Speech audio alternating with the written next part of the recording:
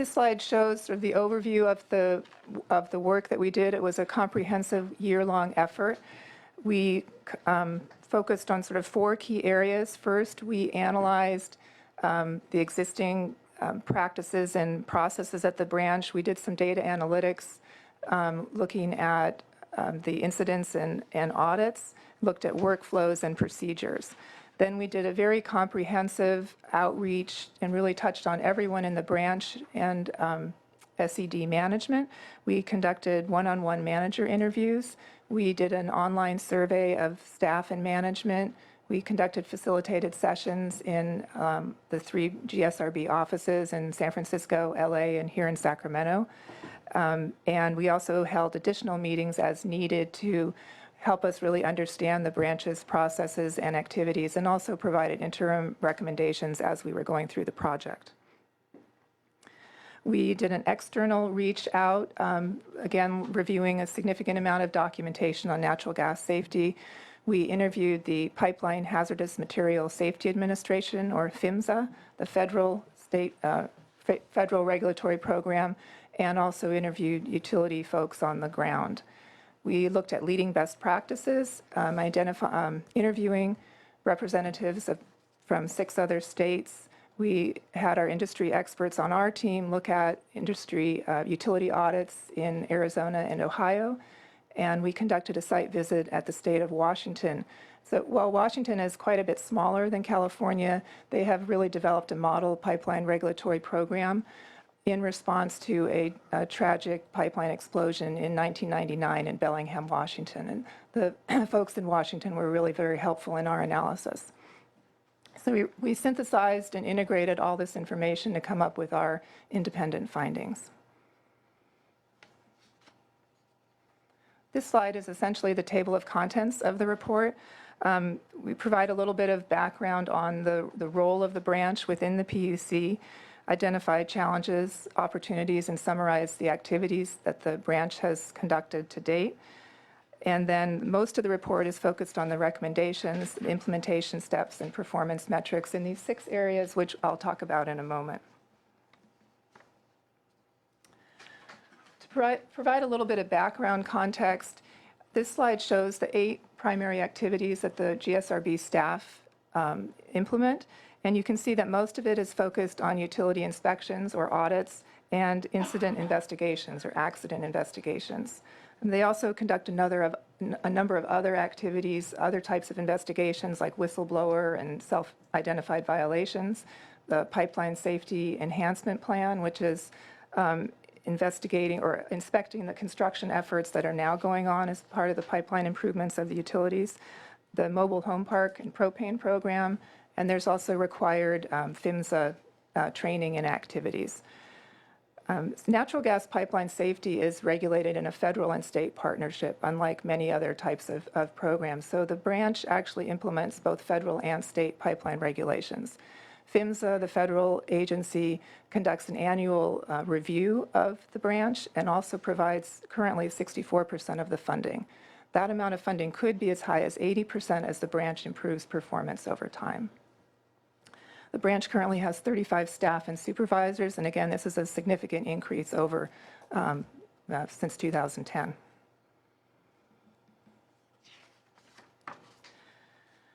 So we identified 12 challenges or opportunities, and they're described in more detail in the report, but can essentially be sort of summarized in 3 key areas. The first is challenges related to the overall environment and condition within the PUC.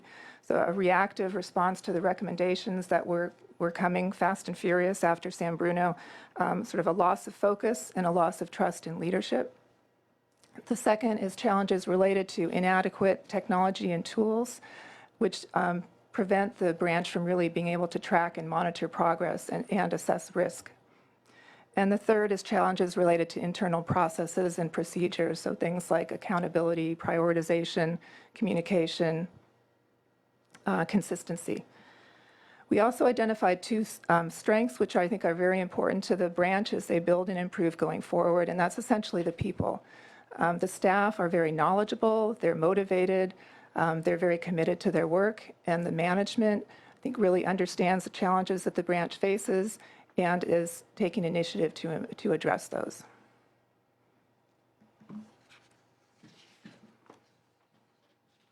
Didn't work. There we go.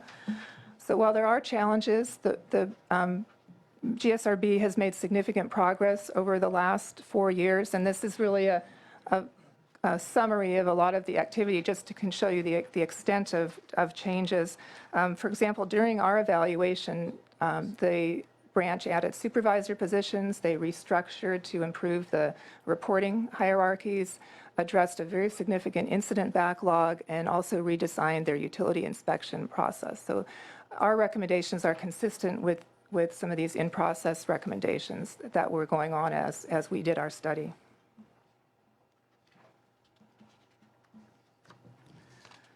So looking at the recommendations, we identified 33 recommendations addressing the challenges, and the overarching goal of all of these recommendations is improving natural gas pipeline safety in California. The majority of the recommendations deal with the utility inspections or audits, and you can see that's the right half of the pie.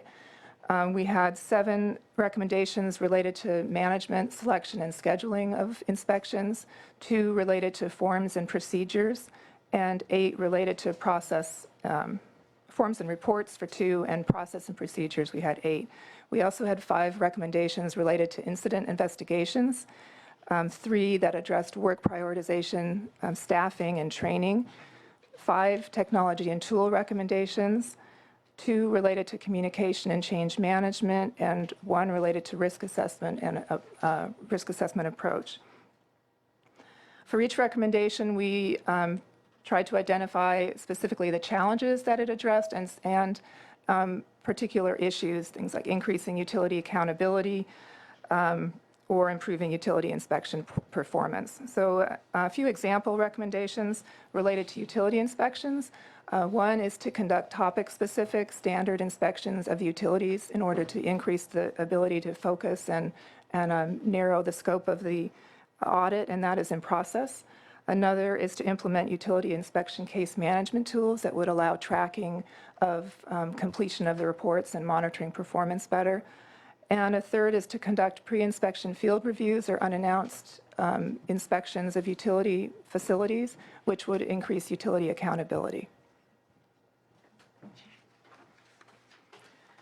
Here we show the same 33 recommendations by the time of implementation, and if you're good with colors, the color codes match the prior slide. So the blue and the yellow that are dominating in the first 2 bars are utility inspection related recommendations, so showing that we're focusing on those. So the first bar is quick wins, things that could be implemented within 6 months.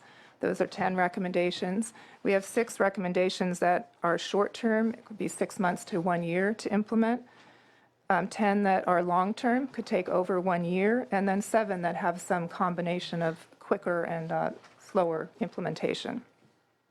You can see that we've distributed the recommendation implementation over time. We think it would be more effective for the branch to focus on a few recommendations, really get them solidly in place, and then keep building on that work. It could take about 3 years to fully implement all of these recommendations. Again, some examples of the different time periods. A quick win recommendation is implementing a redesigned incident process to address incidents by type, and that's already in process. Short term is incorporating enhanced risk assessment into the utility inspection selection process. And then a long term is obtaining enforcement authority against excavators for dig-ins, and that one would require legislation, so would be a longer time period. A combined recommendation is to enhance the training program for staff beyond the PHMSA requirements. Some training could be implemented quite quickly, while for a really comprehensive program, there needs to be a training budget and an established program that could take longer.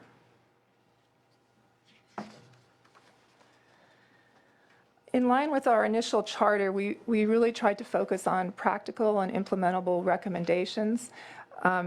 In our prioritizing, we focused first on strengthening some of the in-progress work and also improving the utility inspection performance, which is really a key area for the branch. That includes addressing the technology issues and also the risk assessment capabilities. And these are consistent with improving the PHMSA evaluation score, which is also a very important step for the branch to take. The last slide here is on performance metrics, and they're going to be critical in tracking and evaluating the progress on these recommendations, as well as the branch's performance and overall natural gas safety performance. This is an example of one metric, incidents per mile of natural gas pipeline.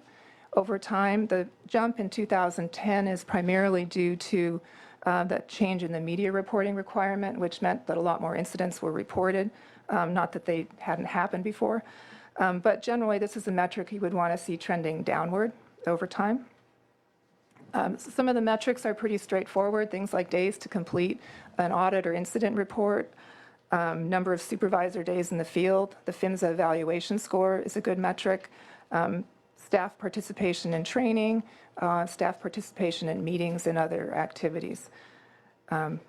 So one thing to note at this point, because of the branch's outdated and disparate databases, they cannot actually measure all of the metrics that we recommended. So there sort of needs to be a chicken egg, implement some recommendations, and then get a little more rigorous with the metrics. That's all I have. Thank you very much.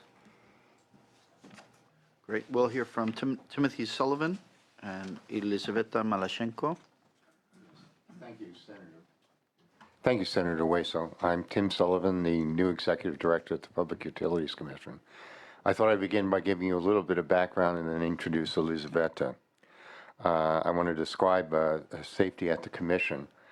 First of all, safety turns out to have the largest number of employees. The Safety Division itself is the largest, and I believe about 30 to 40% of our employees work on safety matters.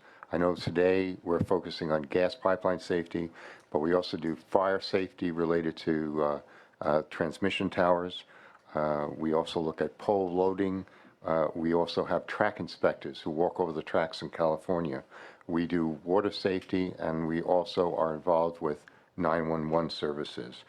I have to say that our staff are committed to public service, and the safety staff are committed to promoting safety.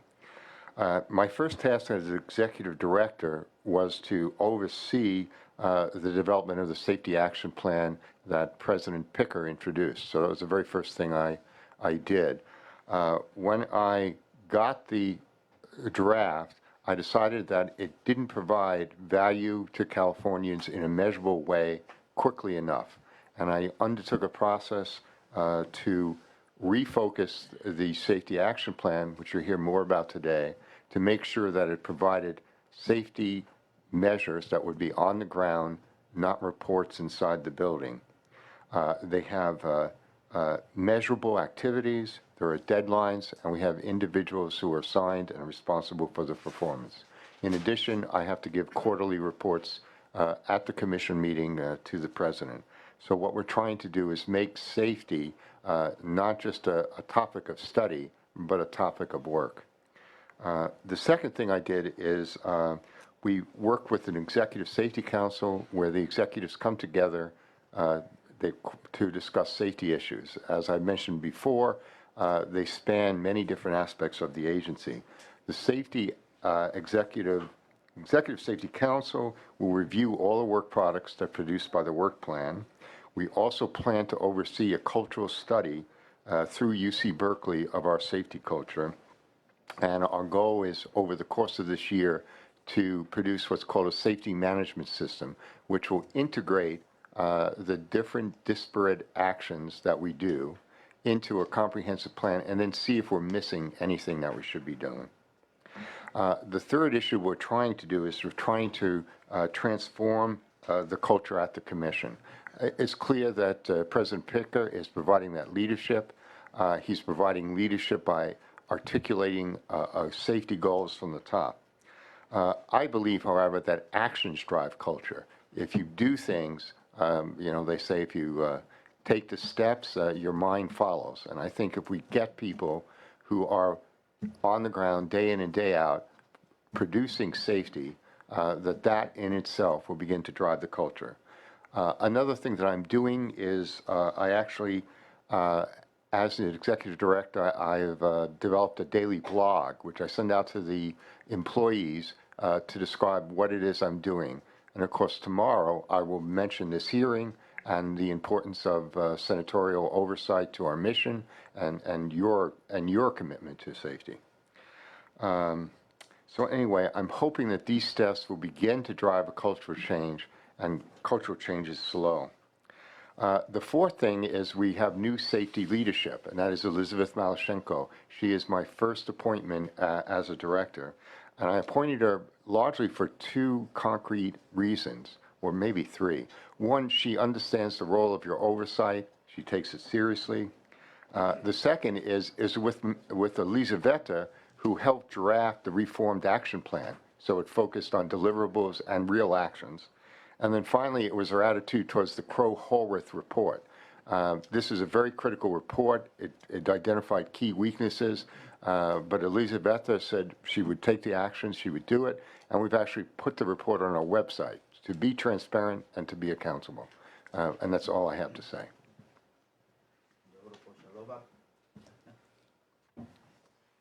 Good morning. Thank you very much for the opportunity to speak here today. I'm Elizaveta Malashenko. I'm the Director of the Safety and Enforcement Division at the PUC. I've been a director for about a month. And previous to taking on the director role, I was the Deputy Director in the Safety and Enforcement Division, overseeing electric and gas safety for about 2 years. I'm going to today give you a brief overview of the safety work at the PUC, specifically focusing on energy safety. I will then touch upon the improvements that we're making at the CPUC to enhance the safety program, including to address the recommendations presented by Wendy Pratt earlier this morning. Excuse me. There are over 250 people who work in SCD. As Tim mentioned, it's the largest division in the commission. It splits approximately equally between stationary and moving industries. On the moving industry sides, we have the transportation and the rail safety programs. And then on the stationary, we have the utility safety that includes the electric transmission distribution infrastructure, natural gas transmission distribution infrastructure, oversight over power plants, and telecommunication safety as well. The group that was the subject of the review that was performed by Crow-Horwath is our gas safety and reliability branch within the Safety and Enforcement Division.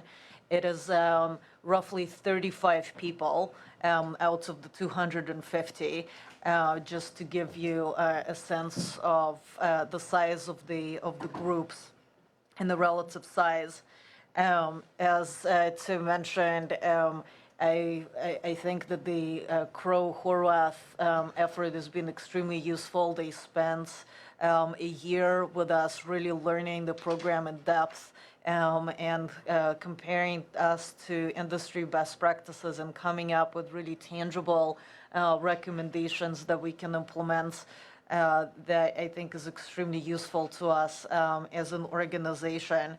As Wendy Pratt also mentioned, we have an annual audit that is done by PHMSA that also provides very important inputs on an annual basis for our program. They look at the previous year work. They spend about a week in the office reviewing our records. They tend to alternate between San Francisco and Los Angeles offices, and then they also accompany our staff on the field inspections.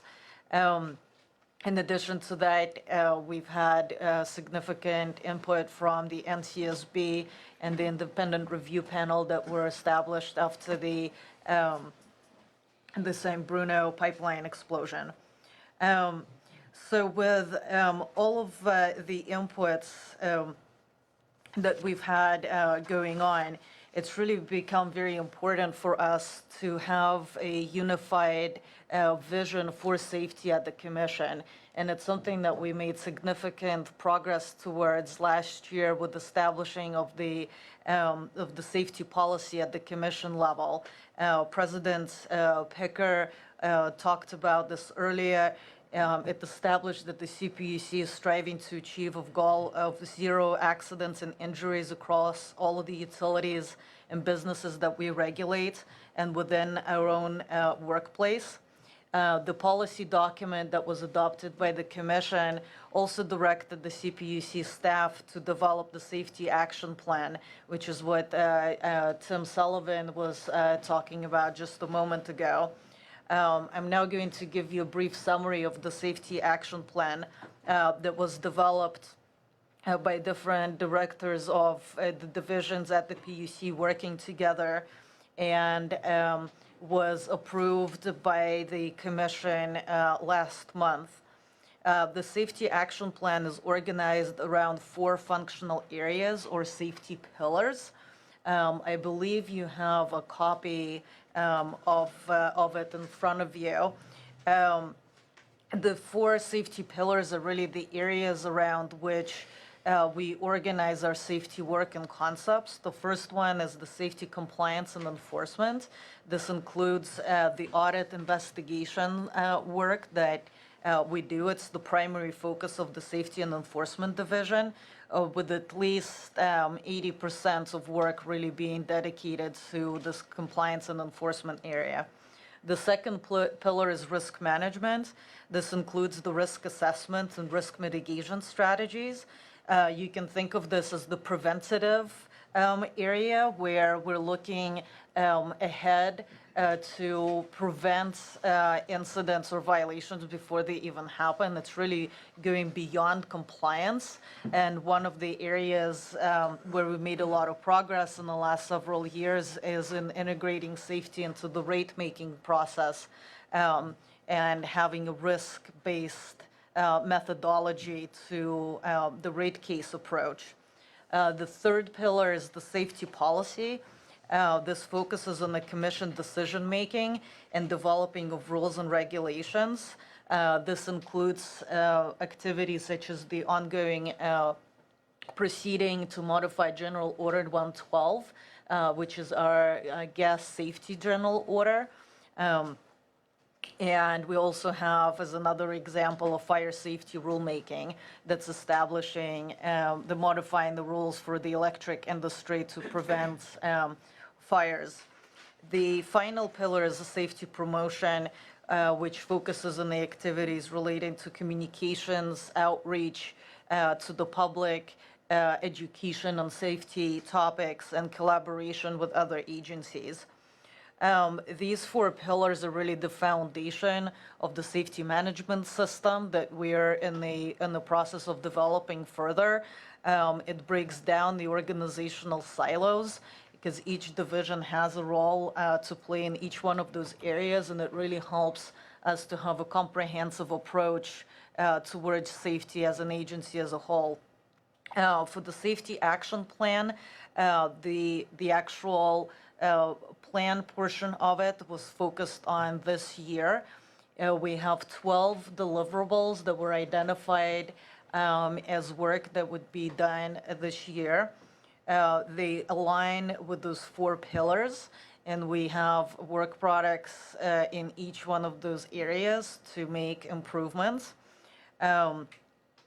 We have different owners assigned to each one of those work products. The directors of different divisions. Out of the 12 work products, Safety and Enforcement Division is leading work on 7 of them. And then we also have directors from Energy Division, Policy and Planning Division, and Legal Division who own responsibility for the other work products. Ultimately, we're all accountable to our executive director for completion of the work, and we'll be working very closely with him to make sure that we're making progress. And we have already produced results At the end of last month, I delivered the first work product to the executive director, which was a monthly report on our enforcement activities. It included metrics for each one of our programs and safety and enforcement division. And this report will be provided to the executive director monthly. We're going to work on making improvements to the quality of the data that we have and to the specific metrics that we're collecting, with the goal of refining the data collection and the processes so we can eventually start making this information public on a regular basis. This week, we also had another milestone with a training that was held at the PUC on safety codes.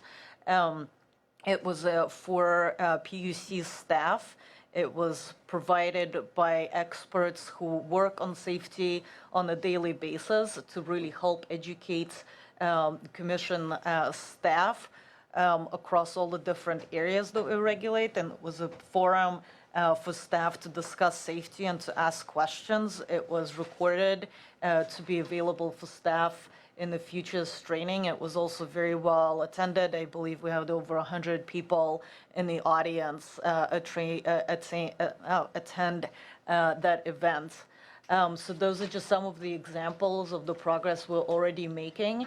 And as you can see on the chart, we have several other milestones that are coming up. In the interest of time, I'm not going to go through each one of those work products, but I am happy to answer any questions that you may have.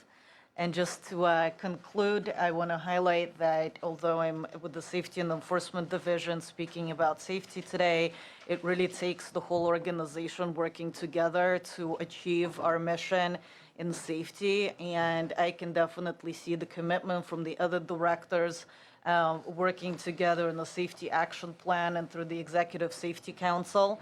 And I thank both President Picker and the Executive Director, Tim Sullivan, for their leadership in this area. Thank you. Thank you.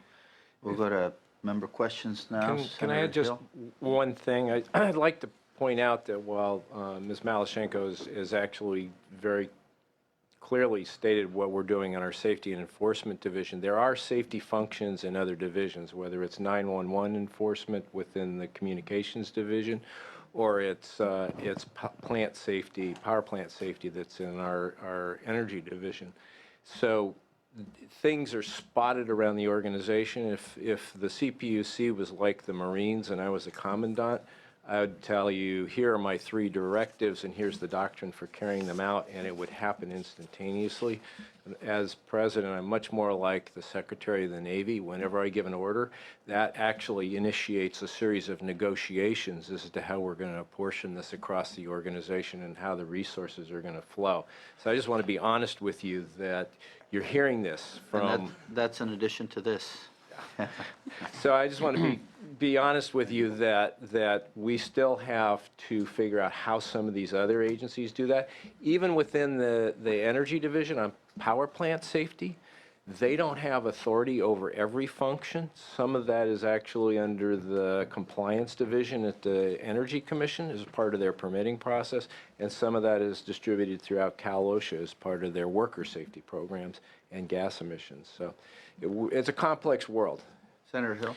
Thank you, Mr. President, and thanks for holding this hearing today. I think it's very timely and very important, and I want to congratulate you, President Picker. I thank you in your new staff-level positions that and those in it have done, I think, an excellent job of refocusing the commission and taking a direction that is, I think, important, especially related to safety. And I think as the President, as the Chair mentioned, I think you and I were out in front of the PUC on alternate days over a couple of years, doing different things, naturally, but I appreciate that focus on safety. I've got a few questions related to safety that I just wanted to kind of get out there and see if we can get some responses as we move forward, because I think the intent is to do the right thing, and that's comfortable, and I'm comfortable with that.